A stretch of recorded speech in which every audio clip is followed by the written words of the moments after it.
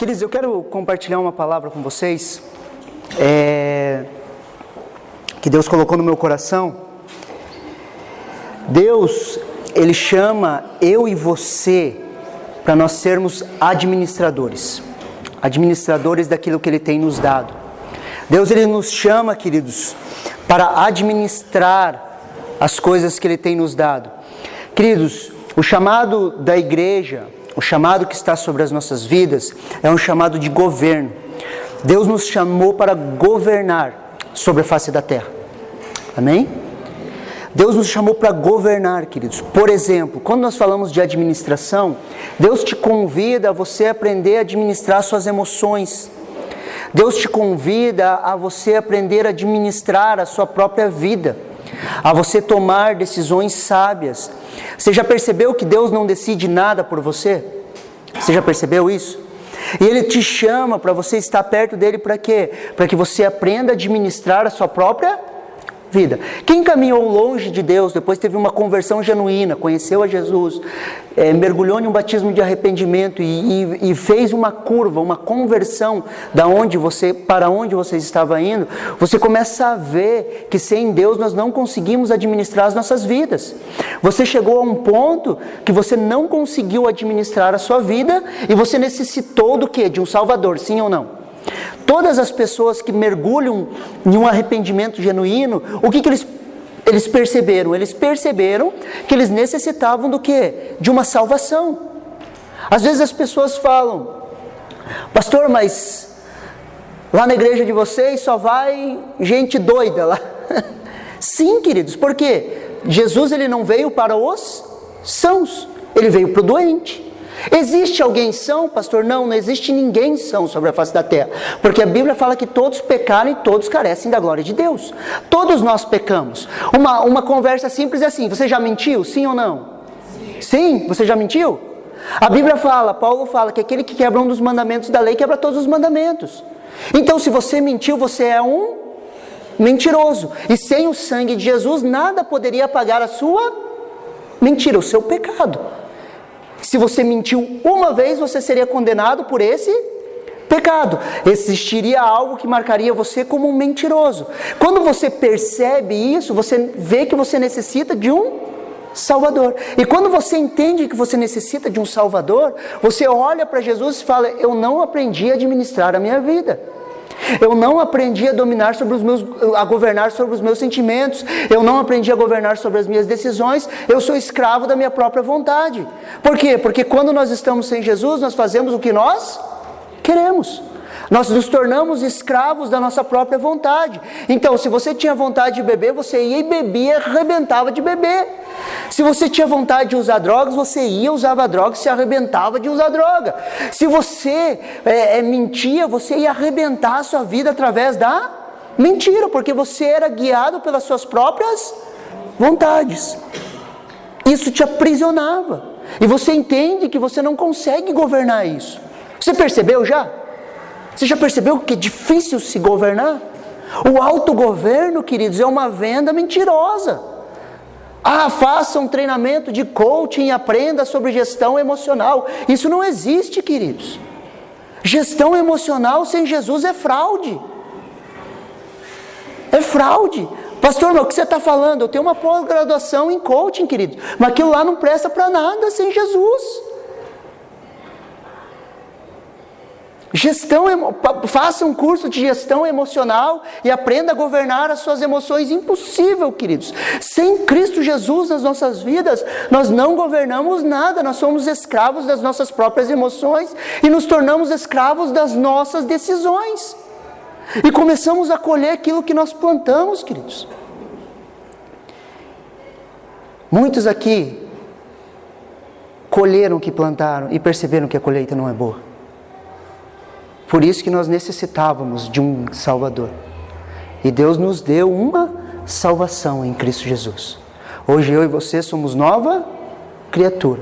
As coisas velhas se passaram, eis que tudo se fez novo. E hoje, queridos, nós temos a capacidade de administrar as nossas vidas através de Jesus. E esse é o chamado de Deus para as nossas vidas. O que é administração ou gestão? É a ciência social que estuda e sistematiza as práticas usadas para administrar. O termo administração significa direção, gerência, ou seja, é o ato de administrar ou gerenciar negócios, pessoas ou recursos, com o objetivo de alcançar metas definidas. Isso é um contexto de administração. E eu e você fomos chamados para administrar as coisas do reino de Deus. Fomos chamados para administrar as coisas de Deus, queridos. Deus tem metas para mim e para você. Você concorda comigo? Sim ou não? Deus tem sonhos, tem metas para mim e para você. Deus estabeleceu metas, Ele sonhou. Não imagine que Deus falou assim, eu não tenho o que fazer, eu vou criar lá o Tiago lá, vou soltar o Tiago lá na terra, sem nada para fazer. Não existe isso, queridos. Deus olhou uma necessidade sobre a face da terra, Ele sonhou comigo e com você, Ele te colocou características que só você tem e só você pode se encaixar naquilo que Ele separou você para fazer.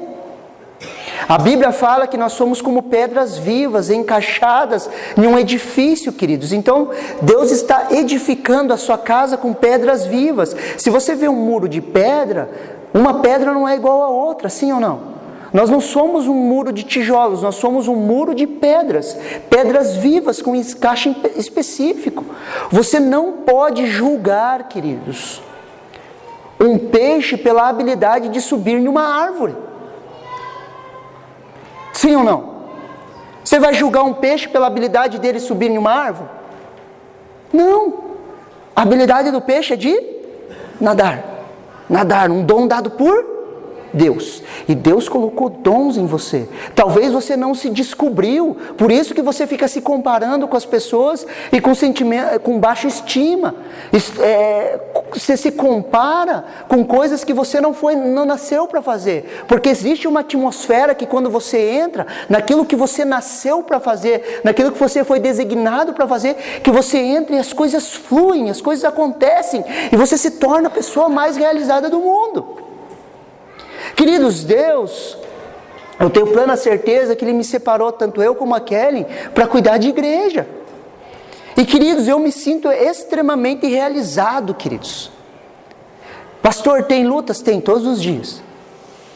É luta com um, é luta com o outro, é pessoas que a gente cuida, é o vizinho que reclama do som da igreja, é as coisas que acontecem, mas mesmo assim, queridos, nós somos extremamente realizados. Tanto eu como a Kelly somos extremamente realizados. Nós somos felizes, queridos. Extremamente felizes. Por quê? Porque nós entramos no propósito. Repita comigo, propósito. Repita comigo, crente, propósito.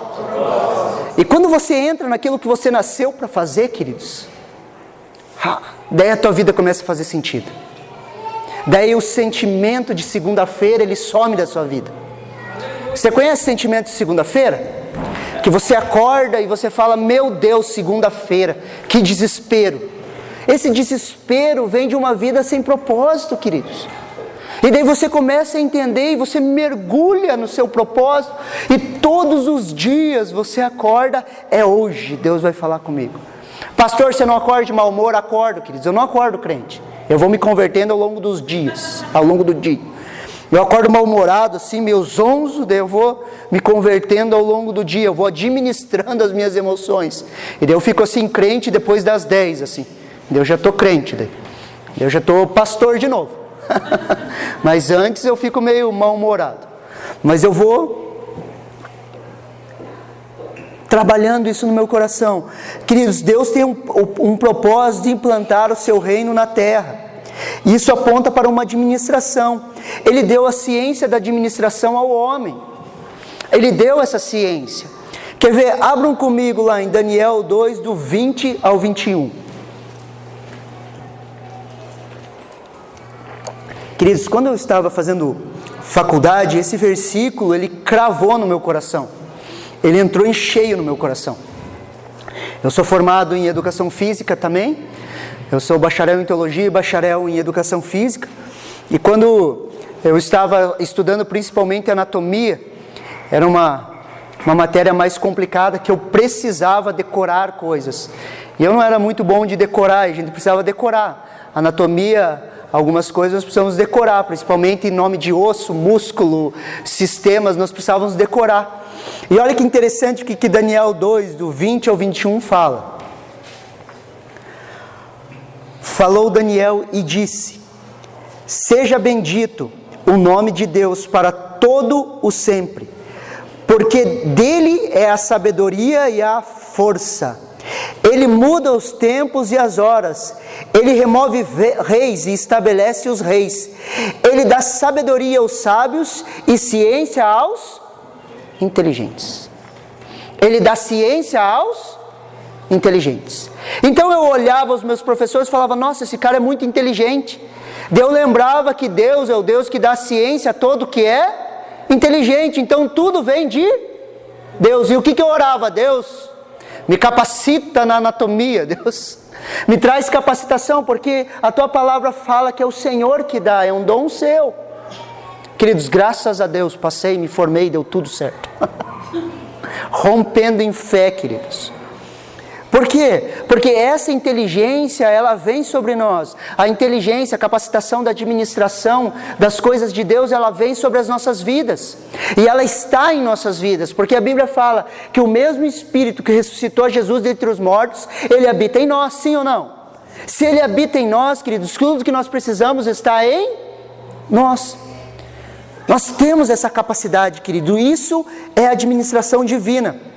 Deus, queridos, ele é um grande administrador. Quando você vai lendo a palavra, você vai estudando a Bíblia, você vai vendo ao longo da Bíblia que Deus, ele é um grande administrador. Deus, ele dividiu a Bíblia, ou os tempos, em 3 grandes dispensações. Repita comigo assim: dispensações. Dispensações, elas são como se fossem administrações ou economias que Deus fez. Então, as 3 administrações que Deus fez sobre a história humana se chamam dispensação do mistério, dispensação da graça e dispensação da plenitude dos tempos. Tudo isso está lá em Efésios. Efésios 3:9, não precisa abrir, fala assim: e revelou a todos qual é a dispensação desse mistério, que desde os séculos passados foi mantido oculto em Deus, que tudo criou. Então a dispensação do mistério era um mistério de Deus escondido nele mesmo. Foi essa a administração. E isso acontece desde quando? Desde antes da fundação do mundo até o nascimento de Jesus. Essa é a primeira dispensação, que é a dispensação do mistério. Então, antes das coisas serem criadas, até Jesus vir, existiu a dispensação do mistério. A dispensação da graça é a dispensação que eu e você vivemos, que ela vai desde o nascimento do Senhor Jesus até a segunda vinda dele. É a dispensação da graça. Então hoje eu e você vivemos debaixo da dispensação da graça. E a graça de Deus está sobre as nossas vidas, amém? A terceira e última dispensação é a dispensação da plenitude dos tempos, que vai desde a segunda vinda de Cristo, desde quando ele volta, até a plenitude dos tempos, até todas as coisas terem acontecido, amém? Então existe a dispensação da graça. Quando Jesus voltar, nós entraremos na dispensação da plenitude dos tempos, onde todas as coisas vão convergir em Jesus, onde todas as coisas vão voltar para Ele, onde todas as coisas vão voltar ao seu estado perfeito. A dispensação da plenitude dos tempos, queridos, nós podemos ver em Efésios 1:10, fala assim: isto é, de fazer convergir em Cristo tudo quando existe, todos os elementos que estão nos céus, como os que estão na terra, na dispensação da plenitude dos tempos. Então, quando o Senhor Jesus voltar, queridos, todas as coisas vão convergir nele. Todas as coisas vão voltar para Ele. Todos os elementos vão voltar para Ele. E as coisas vão ser novamente perfeitas. Perfeitas. É isso que nós ansiamos. Sabe quando você vê injustiça social? Você fica comovido. Você vê uma criança passando fome. sem teto, pessoas com dificuldade financeira. Isso me comove muito. Comove você também? Por quê? Porque a Bíblia fala que bem-aventurados aqueles que têm fome e sede de justiça. Você olha e você fala, cara, não é justo isso. Isso é injusto. Só que na plenitude dos tempos, o que vai acontecer? Vai vir um novo rei, todas as coisas vão voltar para Jesus e ele vai restaurar todas as coisas. Haverá um rei que reinará com justiça e seus príncipes governarão com ele. Uma profecia de Isaías. Então, quando Jesus voltar, queridos, não vai haver mais injustiça social. As coisas vão ser como elas deveriam ser. E é esse o nosso anseio. É essa a nossa vontade. É isso que queima no nosso coração. Não queima no teu coração também?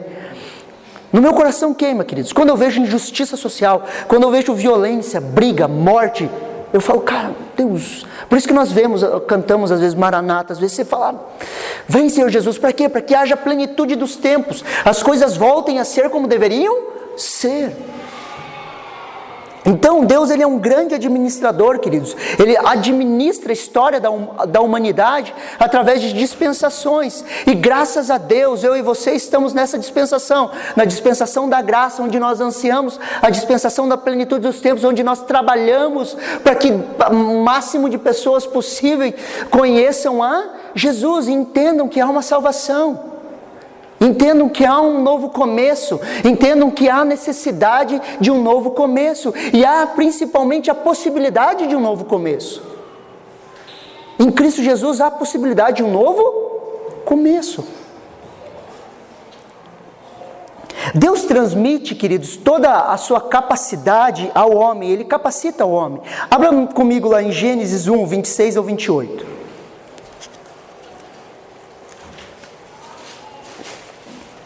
Gênesis 1, do 26 ao 28.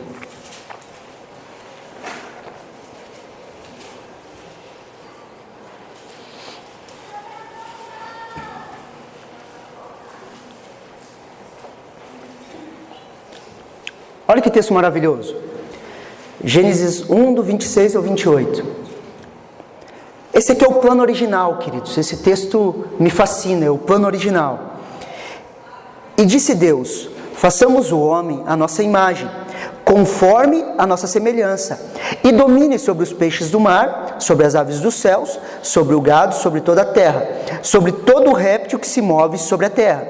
E criou Deus a sua imagem, a imagem de Deus o criou, homem e mulher os criou. E Deus os abençoou e Deus lhes disse: frutificai, multiplicai e enchei a terra, sujeitai, dominai sobre os peixes do mar, sobre as aves dos céus e sobre todo o animal que se move sobre a terra. Deus marca o ser humano com as suas características. Adão foi criado à imagem e semelhança de Deus. Ainda um professor de um amigo meu na faculdade, professor de biologia, ele falou: Deus deve ser muito feio. Porque se ele criou o homem à sua imagem e semelhança, e o homem à imagem e semelhança de Deus, então Deus tem frieira, Deus tem piolho, Deus tem... Só que, queridos, quando Deus cria Adão, Ele criou Adão perfeito, sem o pecado. A partir do momento que o pecado entrou no mundo, entrou a doença, a destruição, a morte, a miséria, tudo entrou no pacote junto com o pecado. Mas mesmo assim,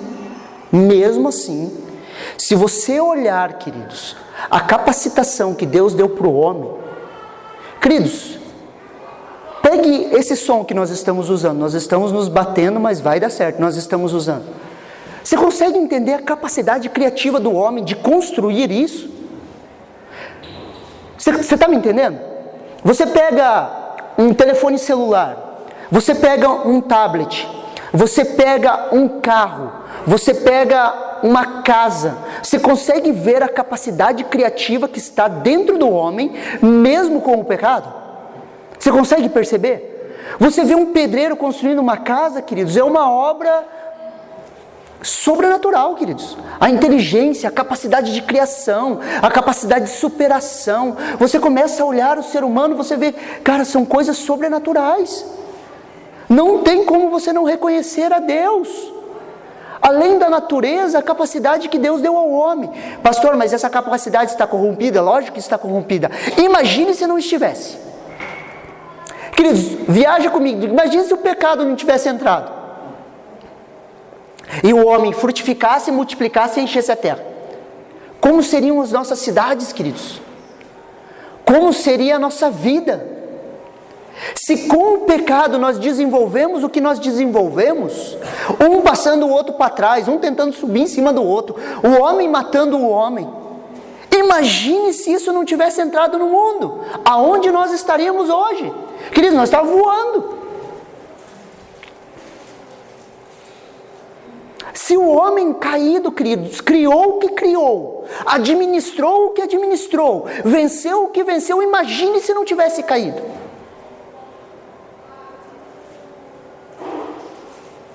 Nesses 6.000 anos de histórias, o que o homem teria feito? Agora eu fico sonhando, quando Jesus voltar, qual que vai ser a nossa capacitação? O que nós vamos conseguir fazer, queridos? A Bíblia fala que nós vamos ter um corpo como o corpo de Jesus, glorificado. Como que Jesus foi para o céu? Voando, querido, o corpo dele voa. Nosso corpo glorificado, eu acho que vai voar, queridos. Não sei se eu vivo às vezes num fantástico mundo de Bob, mas eu fico imaginando assim. Por quê? Os discípulos estavam reunidos em uma sala, Jesus estava com o corpo. E ele apareceu naquela sala. Ele olha para Tomé e fala o quê? Toca na minha mão aqui, ó. Toca no meu lado. Um espírito não tem corpo. Ele falou, estou aqui, ressurreto, em corpo, pode tocar. Só que de repente ele some.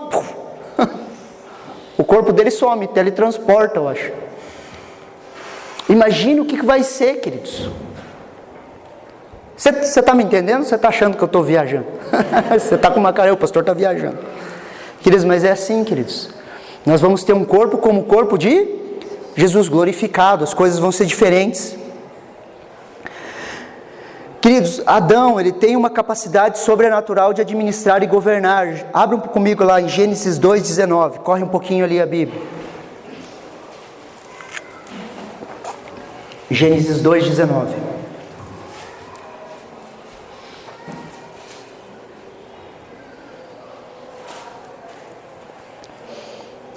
Havendo, pois o Senhor Deus formado da terra todo animal do campo e toda ave do céu, os trouxe a Adão para este ver como lhe chamaria.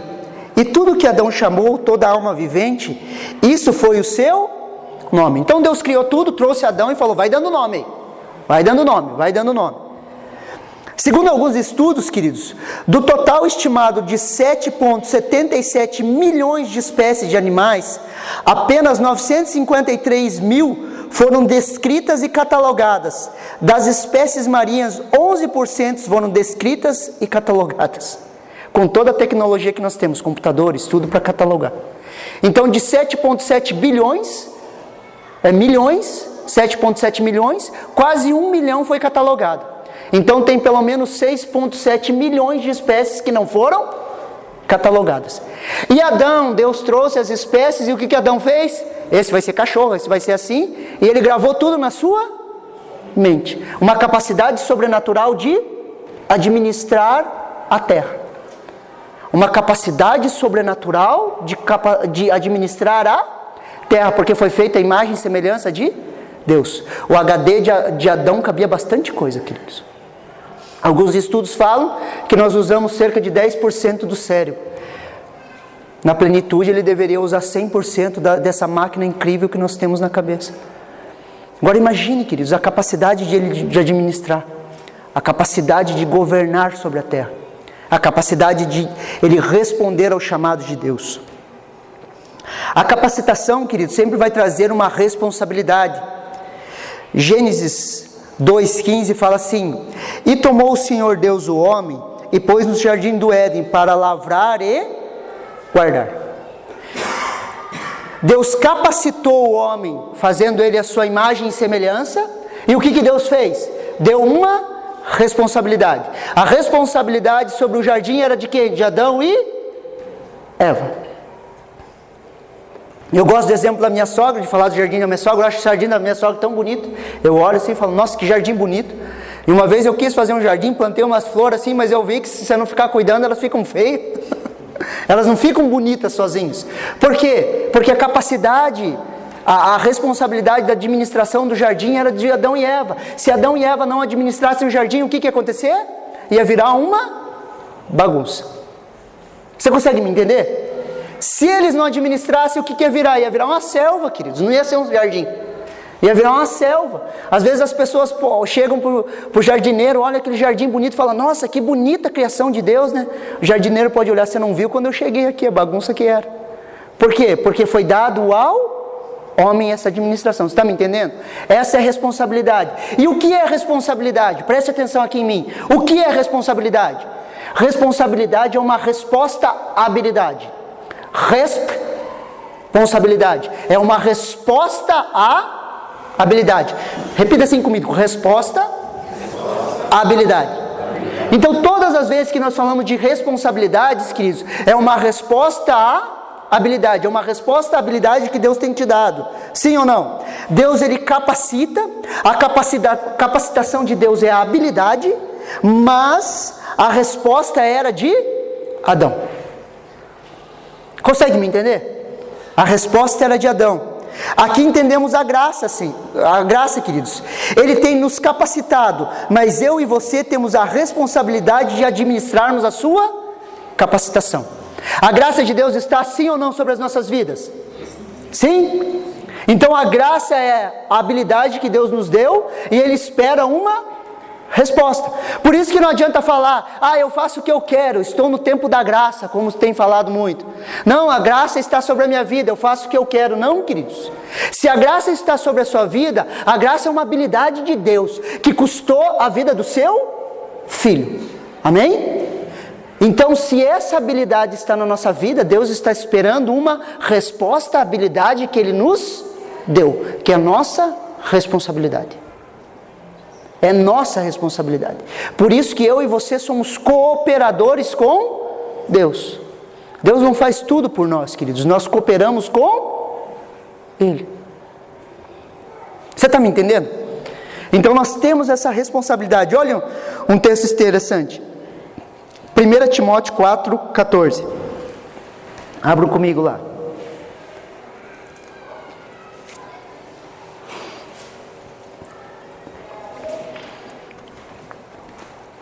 1 Timóteo 4,14.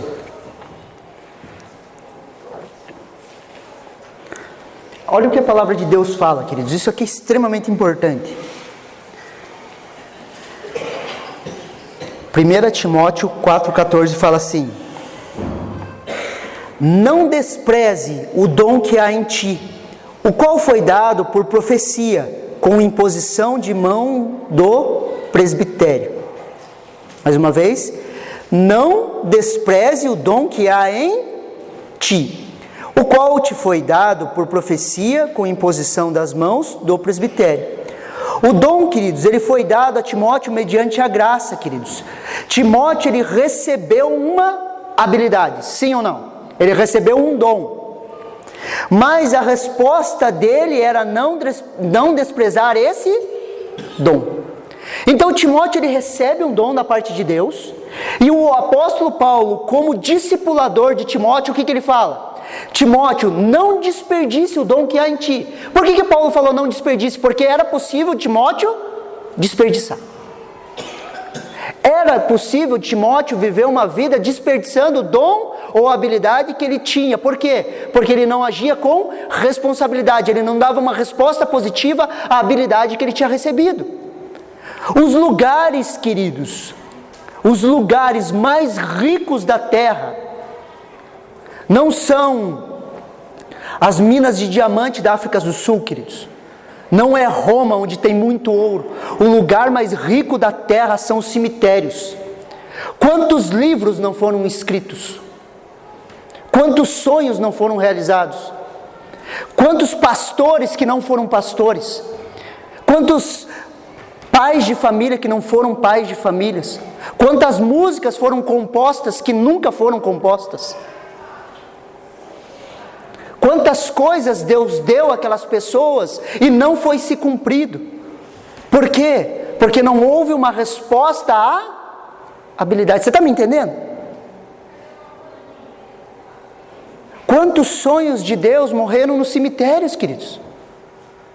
Pessoas que passaram por essa terra e viveram só para elas mesmas. Pessoas que não responderam o seu chamado. Pessoas que não se dedicaram a Deus naquele chamado específico sobre a vida delas. Por isso que Paulo alerta Timóteo: não desperdice o dom que há em você. E eu quero falar para você como profeta sobre a sua vida: não desperdice o dom que há em você. Não enterre o dom que Deus colocou sobre a sua vida.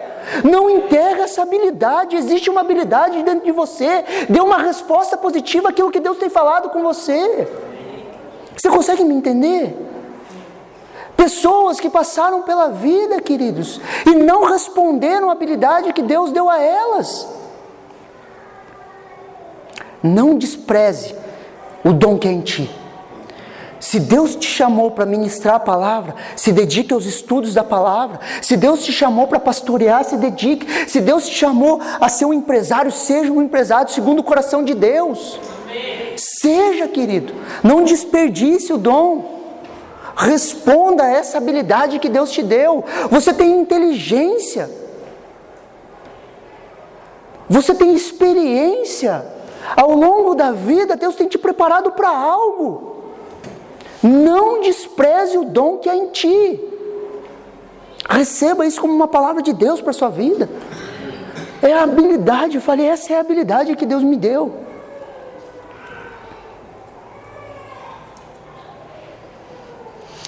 Ele deveria manter o fogo aceso. A responsabilidade de manter o fogo aceso é minha e sua, queridos.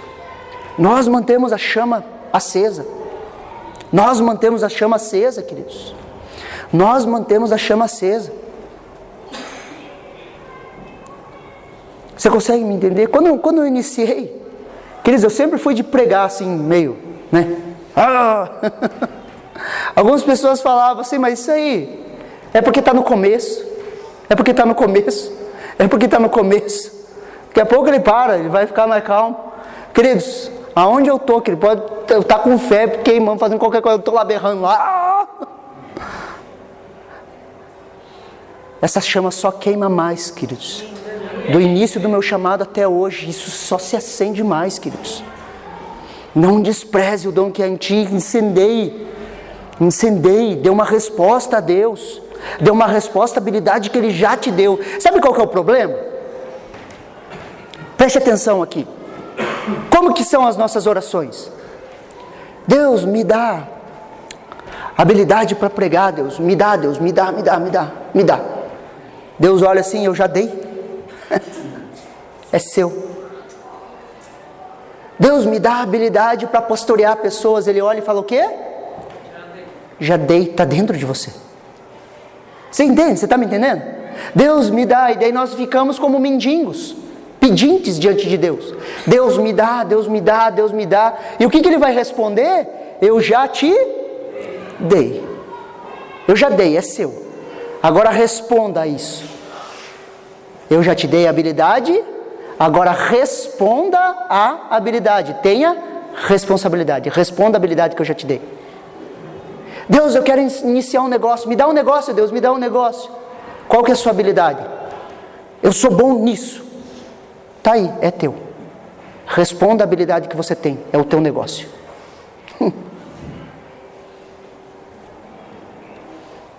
Você está entendendo? Responda, é teu. O teu negócio é teu. Responda a habilidade que Deus já te deu.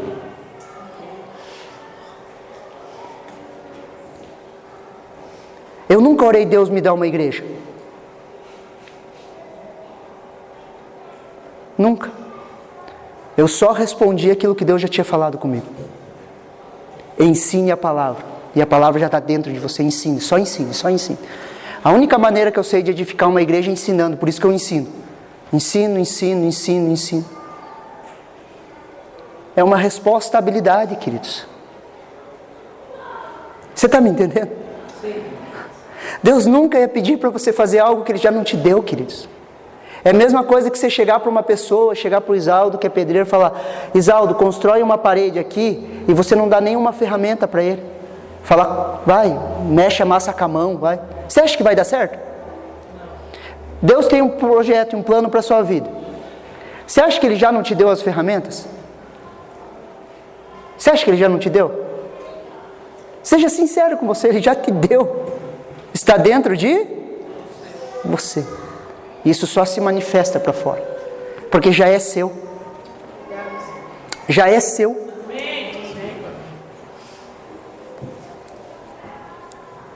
Você precisa orar para ser filho de Deus? Deus, me faz teu filho, Deus, me faz teu filho.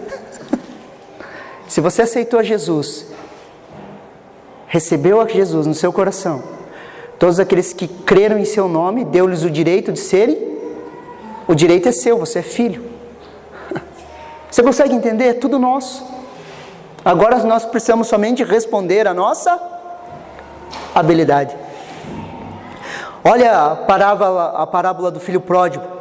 O filho pródigo, queridos, ele recebeu a herança, graça, habilidade. Ele chega para o pai e fala, pai, me dá a minha herança. O que o pai fala? Tó, é seu, dá a sua herança. Só que o que aconteceu com o filho pródigo? Ele quebrou na sua administração. Sua resposta foi negativa à habilidade que ele recebeu, a sua herança. Ele recebeu o dinheiro, ele recebeu a sua herança, ele foi para um país longínquo, começou a viver de forma dissoluta, e vivendo de forma dissoluta, o que aconteceu? Ele quebrou. Vivendo de forma dissoluta, ele quebrou, ele faliu, ele teve problemas financeiros. Ele faliu. Houve uma resposta negativa, o que aconteceu? Ele começou a viver de qualquer jeito, ele começou a quebrar os princípios de Deus. E todo princípio de Deus, queridos, que você quebrar, Ele vai te quebrar lá na frente. Presta atenção nisso. Todo princípio de Deus que você quebra hoje, lá na frente esse princípio vem e quebra você. Esse menino, ele pega a sua herança e começa a viver como? De forma dissoluta. Ele gasta a sua herança vivendo de qualquer jeito.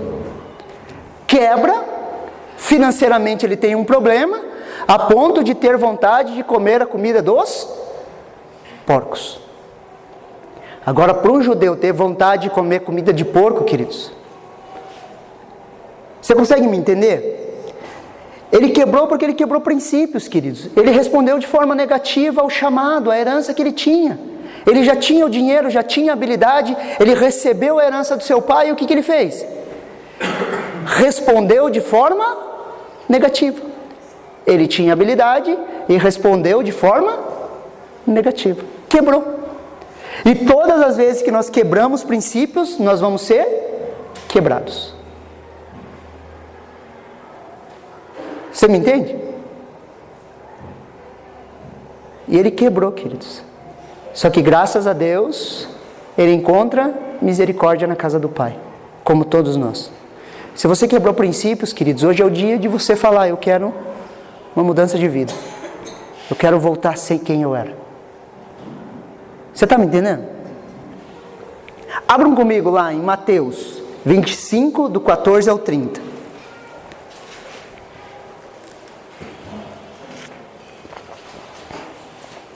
Estamos falando de administração. Se você analisar de forma fria as parábolas, a maioria das parábolas ela vai falar de administração, queridos. De administrar recursos, de administrar coisas que Deus já nos deu. Mateus 25, do 14 ao 30 fala assim: porque isto é também como um homem que partindo para fora da terra, chamou seus servos e entregou-lhes os seus bens. E deu 5 talentos, e outros 2, e outros 1, cada um segundo a sua capacidade. E ausentou-se logo para longe. E tendo ele partido, o que recebera 5 talentos, negociou com eles e granjou outros 5 talentos. Da mesma sorte, o que recebera 2, granjeou e também outros 2. Mas o que recebera 1, foi, cavou na terra e escondeu o dinheiro do seu senhor. E muito tempo depois veio o senhor daqueles servos e fez contas com ele. Então aproximou-se o que receberia 5 talentos, e trouxe-lhe outros 5 talentos, dizendo: Senhor, entregaste a mim 5 talentos, eis aqui os 5 talentos, que granjeei com eles. E o seu senhor lhe disse: Bem está, servo bom e fiel, sobre o pouco foste fiel, sobre o muito te colocarei, entra no gozo do teu senhor. E chegando também o que tinha recebido 2 talentos, disse: Senhor, entregaste 2 talentos, eis que com eles granjeei outros 2 talentos. Disse-lhes o Senhor: Bem está, bom e fiel servo, sobre o pouco foste fiel, sobre o muito te colocarei, entra no gozo do seu Senhor. Mas chegando também o que receberia 1 talento, disse ao Senhor: Eu conhecia-te, que és um homem duro, que ceifas onde não semeastes e ajunta onde não espalhastes. Atemorizado, escondi na terra o teu talento. Aqui está o que é teu. Respondeu, pois, o seu senhor e disse-lhes: Mau e negligente servo, sabias que ceifo onde não semeio e ajunto onde não espalhei? Devias então ter dado o meu dinheiro aos banqueiros, e quando eu viesse receberia o meu com os juros.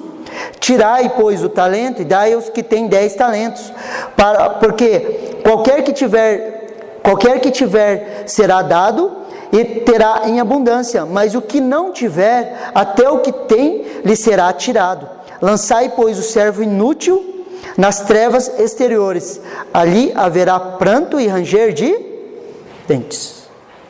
Queridos, os talentos foram dados, as habilidades foram dados, segundo a capacidade de administrar de cada um. A um foi dado 5, a outro 2 e a outro 1. Segundo a sua capacidade de administrar. E o que aconteceu? Aquele que ganhou 5, ele administrou tão bem, multiplicou e ficou com 10. O que tinha 2, administrou, trabalhou, fez outros 2. E o que tinha 1, pegou e enterrou o seu talento.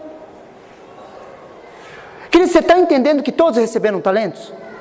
Segundo a sua capacidade de administrar? Assim também eu e você recebemos habilidades, segundo a nossa capacidade de administrar, queridos. Nós temos habilidades, nós temos talentos, nós não precisamos pedir por isso, isso é nosso, nós recebemos, é graça. Agora nós precisamos dar uma resposta positiva ou negativa àquilo que nós recebemos. Nós precisamos trabalhar com aquilo que nós recebemos, nós precisamos ser multiplicadores daquilo que está em nós. Quer ver uma coisa? Se Deus te curou de uma ferida emocional, você não teve pai, você sofreu, não teve pai, e Deus te curou, se apresentou como um pai para você. Isso é um talento e uma habilidade que Deus colocou dentro de você. Através disso, Deus vai usar você para curar a vida de pessoas que não tiveram pai. Você está me entendendo? Aquilo que Deus fez em você, Ele vai fazer através de você. Só que quando você dá uma resposta à sua habilidade, daí você começa a ressignificar toda a tua história. Tudo aquilo que você sofreu na vida, Deus vai usar para curar a vida de outras pessoas. Você está me entendendo? Daí você começa a dar uma resposta à habilidade que você tem, queridos. E você começa a frutificar, a multiplicar. Mais uma vez, a resposta de administrar é minha e sua. A resposta daqueles servos eram individuais. Foi Deus que multiplicou os talentos? Não. Foi os servos. E eles multiplicaram como? Administrando. Como que nós devemos administrar? Maneiras de administrar aquilo que Deus tem nos dado.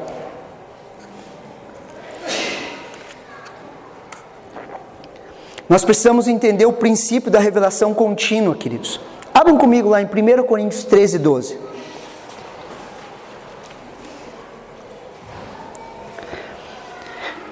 1 Coríntios 13, 12. Se você ver ao longo da história, Deus tem administrado a história e se revelado de maneira diferente às pessoas. Quando Deus se apresenta para Abraão, Ele se apresenta de uma maneira, queridos. E Ele vem vindo. Ele se apresenta para Moisés como um amigo, Ele se apresenta a Davi, Ele vai se apresentando até que chega Jesus. E Jesus apresenta para nós Deus como Pai. Por que Jesus foi crucificado? Porque Ele disse que Ele era filho de Deus. A revelação de Deus sobre a vida dele, que Deus era Pai. Então a revelação de Deus, ela é contínua na minha e na sua vida. Nós vamos recebendo revelações de quem Ele é. Olha que interessante, 1 Coríntios 13, 12. Porque agora vemos por espelho, em enigmas, mas então veremos face a face. Agora conheço em partes, mas então conhecerei como também sou conhecido. Hoje eu e você vemos a Deus como um espelho. E o espelho de antigamente era o quê? Era uma prata polida. Não era o espelho que nem nós vemos hoje, era uma prata polida. E o que Paulo está falando? Que nós vemos como o espelho, aquela prata polida, aquela figura manchada. Mas um dia, queridos, na plenitude dos tempos, nós vamos conhecê-lo como nós somos conhecidos. Nós vamos ter a revelação total dele. Nós vamos ter a revelação total dele. Então hoje nós conhecemos parte dele. Pastor, a igreja tem muitas falhas, tem muitas dificuldades, lógico, por quê? Porque nós não temos a plena revelação de quem é Jesus. Nós estamos no caminho de conhecê-lo. Olha o que diz lá em 1 João, não precisa abrir, 1 João 3,2 fala assim: amados, agora somos filhos de Deus, e ainda não é manifesto o que havemos de ser, mas sabemos que, quando Ele se manifestar, seremos semelhante a Ele, porque assim como é, o veremos. O que Paulo está falando? Nós não somos ainda o que nós deveríamos ser. Nós não somos aquilo que nós deveríamos ser. Mas quando Ele voltar, eu e você vamos vê-lo. E quando nós vermos Jesus, nós vamos ser transformados naquilo que nós deveríamos ser, na plenitude da revelação de Cristo. Todas as vezes que você vê Jesus no seu quarto de escuta, todas as vezes que você vê Jesus na palavra de Deus, todas as vezes que você tem uma revelação de quem é Jesus, a sua vida é transformada, você está entendendo? E você vive de uma revelação contínua de quem é Jesus. Eu e você hoje vivemos de uma revelação contínua de quem é Jesus. Se você olhar a sua vida há um ano atrás, você não vê Jesus como você via um ano atrás. Por quê? Porque você tem crescido espiritualmente. Você tem visto eles em cada celebração, em cada grupo familiar, em cada devocional que você faz. E à medida que você vai vendo ele, você vai se transformando na imagem e semelhança dele. Princípio da revelação contínua, queridos. Nós sempre vamos ter uma revelação de Deus no nosso espírito. Os olhos do nosso espírito, eles são iluminados e nós vamos parecendo com Jesus. É assim ou não é na sua vida? Você é o mesmo do que de 6 meses atrás? Você é o mesmo de um ano atrás? Se você falar, eu sou o mesmo de 6 meses atrás, algo está errado, queridos. Por quê? Porque nós estamos sendo transformados de fé em fé e de glória em... Provérbios 4,18 fala assim: mas a vereda do justo é como a luz da aurora, que vai brilhando mais e mais até ser dia perfeito. A nossa vida é como a luz da aurora, queridos. Sabe quando o sol está nascendo? O sol começa pequeno, vai crescendo, até que se torna dia perfeito. E assim as nossas vidas. Lembra aquilo que você conhecia em Jesus, quando você nasceu de novo? A tua vida era trevas, tinha só um pouquinho de luz. E daí você foi caminhando, como a luz da aurora. E você foi sendo transformado à imagem dele. Revelação contínua, nós sempre estamos crescendo na revelação de quem é Jesus. E é assim que nós vamos aprendendo a administrar. A maneira que eu administro, queridos, é a maneira que eu vejo a Jesus. A maneira que eu administro a minha vida é a maneira que eu vejo a Jesus. Se eu vejo Jesus como um carrasco, eu vou administrar a minha vida como um carrasco. Olha que interessante, lá em Mateus 25, 24 e 25 fala assim: mas chegando também o que recebera 1 talento, disse: Senhor, eu conhecia-te, que és homem duro, que ceifa onde não semeastes e ajunta onde não espalhastes, e atemorizado, escondi na terra o teu talento. Aqui está o que é teu. O que esse servo via? Ele via Deus como um carrasco. E o que aconteceu? Ele ficou com medo e enterrou o talento. E depois Jesus, ele faz uma pergunta: você me via como aquele que semeia, que colhe onde não semeia, como alguém duro? Jesus olha assim, na parábola é uma pergunta. Jesus pergunta: assim que você me via? A maneira que você vê Jesus é a maneira que você administra a sua vida. Se você vê Jesus como alguém carrancudo, ou Deus como alguém carrancudo, você vai administrar a sua vida e você vai ser uma pessoa carrancuda. Se você vê um Deus duro e inflexível, e você acha que Deus é duro, pronto para castigar, Como que você vai administrar os teus relacionamentos com as pessoas? Você vai se tornar uma pessoa dura, inflexível, pronto para castigar as pessoas. A maneira que você vê a Jesus, a maneira que você tem a revelação de Deus é a maneira que você vive. Você está me entendendo? E é a maneira que nós administramos as nossas emoções, é a maneira que nós administramos o nosso dinheiro, é a maneira que nós administramos a nossa vida. Ele tinha uma revelação e se via como um servo. Ele se via como um servo diante do seu Senhor. Ele olhava o seu Senhor como um Senhor irado. Ele teve medo. Só que o verdadeiro amor, ele lança fora todo o medo. Querido, preste atenção aqui. Se você entende que Jesus te comprou com o seu sangue, você tem uma revelação e você entende que você é servo porque você foi comprado. Sim ou não? Se você tem uma revelação da salvação, você entende Jesus como seu Senhor. Se você tem a revelação da vontade de Deus, você começa a ter Deus como um amigo. Está me entendendo? Se você tem a revelação de filiação, você começa a ver Deus como seu Pai. E você entende que você é filho. Se você tem a revelação do reino, você começa a entender que você é rei e sacerdote. Aonde você parou? Você se vê como um servo? Ah, eu sou servo de Deus, eu sou servo de Deus, eu sou servo de Deus. Nada de errado, Ele te comprou com o sangue. Você se tornou servo dEle. Só que Ele, com o seu sangue, Ele te salvou. E se Ele te salvou, Ele é teu Senhor. Até aí tudo bem, queridos. Mas o servo, ele não sabe o que o seu Senhor faz. Quando você tem a revelação da vontade de Deus, você começa a se tornar amigo de Deus. E você se relaciona com Deus como um amigo. Quando você tem a revelação da filiação, você vai entender o quê? Eu sou filho de Deus. Eu sou filho de Deus. E daí quando você começa a entender sobre o reino de Deus, queridos, que a vontade de Deus é estabelecer o seu reino, você entende que você é um rei e um sacerdote. Aí a tua vida não é mais a mesma. Você começa a reinar sobre as suas emoções, você começa a reinar sobre as circunstâncias. Daí as coisas ao teu redor, elas não dizem quem você é, porque Deus já disse quem você é. E você é firmado na verdade dEle. E você começa a crescer nessa revelação. E a minha pergunta para você é: onde você parou? Ah, pastor, eu me vejo como um servo de Deus. Eu quero te chamar, você vir entender que Ele é seu Senhor também. E se você falar: eu entendo, pastor, que Ele é meu Senhor, eu quero te puxar e falar: Ele é seu amigo. E se você entende que Ele é seu amigo, eu quero te puxar um pouquinho mais, porque você entende que você é filho de Deus. E se você entende que você é filho, você vai entender o reino. E quando você entender o reino, a sua vida é transformada. Porque eu não vivo mais para mim, eu vivo pelo reino de Deus. Eu vivo para manifestar esse reino, em justiça, paz e alegria no Espírito. Aonde eu estou tentando manifestar o reino de Deus. Em uma casa que eu vou fazer visita, a justiça, a paz e a alegria do Espírito, elas vão se manifestar. Porque é reino, queridos. Nas celebrações que nós fazemos, justiça, paz e alegria no Espírito. Vocês estão felizes? Por quê? Porque a alegria da salvação está dentro de você. E quando nós entendemos isso, a nossa vida transforma, queridos. O sentimento de segunda-feira, ele sai das nossas vidas.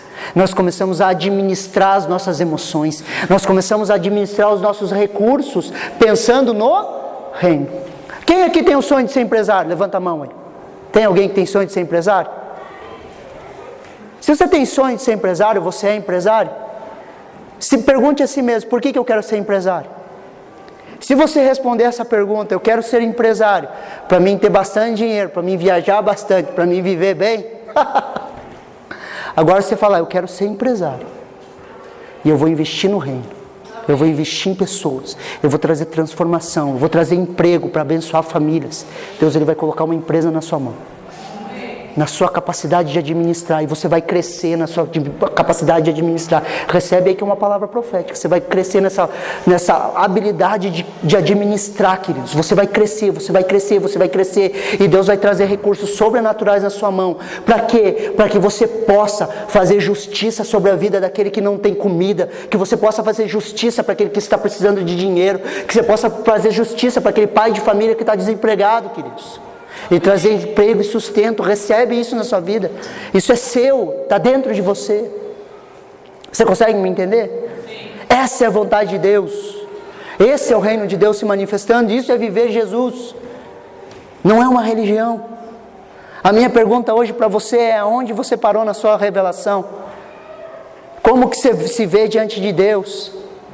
Eu quero que você dê um passo a mais hoje e creia. Fale: Deus, eu quero essa revelação. Eu quero ser amigo do Senhor. Eu quero entender o que eu sou filho. Eu quero entender o reino. Amém? Você recebe essa palavra na sua vida? Receba isso, queridos. A capacidade de administrar as coisas de Deus está na sua vida. Vamos nos colocar em pé e vamos